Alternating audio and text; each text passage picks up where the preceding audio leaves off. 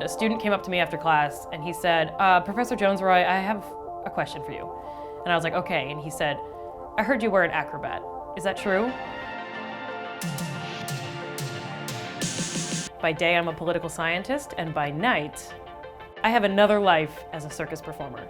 So New York is the perfect place to have a double life because one, there's just tons of opportunities. So it's, one subway ride and you can enter a new world and a new domain and be a new person. Circus life is super addictive because it's freeing, it's liberating. I mean, the minute I enter this space, I feel like, I feel like my own person in a way that I can't in, I guess, the rest of life.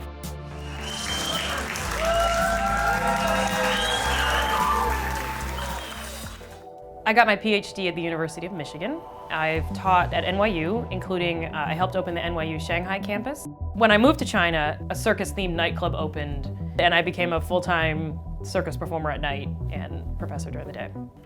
My favorite thing about circus is it's f***ing weird. Which is fine. If it goes out, I'll just burn it for a second. You're lighting that on fire?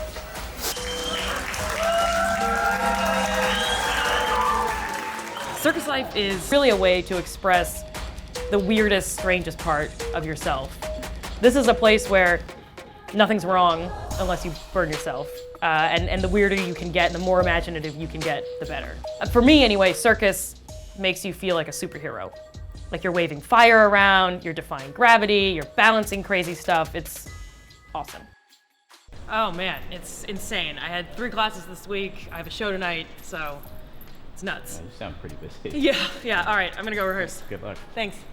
The transformation between my day job and my night job is actually in itself a really important and freeing part of the whole thing.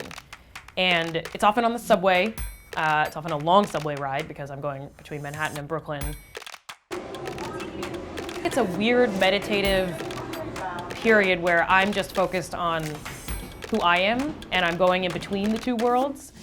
And I think the real version of Andrea does exist somewhere in between. And so in that moment, I'm sort of, halfway in a button-down shirt and halfway with eyeliner out to here. And I'm sort of, I'm getting to be both parts at once, which is cool.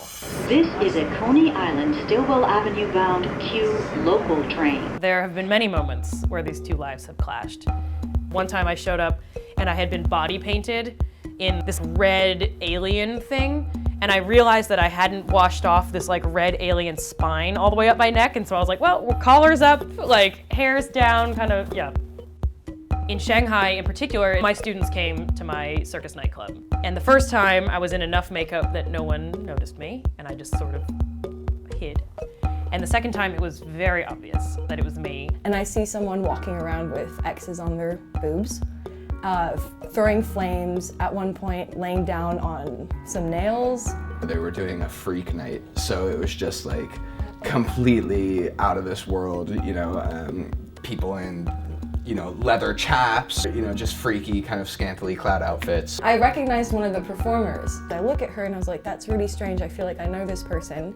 And then she walked directly past our table. And that's when I realized that this half-naked woman was my professor from my policy class. It was an exciting experience, It's like, wow, okay, my professor's doing something cool that's not just this. They all wanted pictures and I was just like, okay, but you have to do the reading for class. I was very nervous about students not taking me seriously when they find out that I, run around in Brooklyn looking like this or wherever.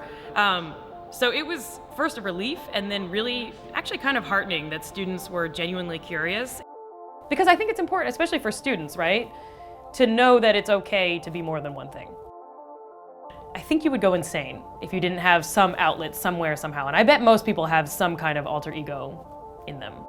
I don't think you could survive in the city without it.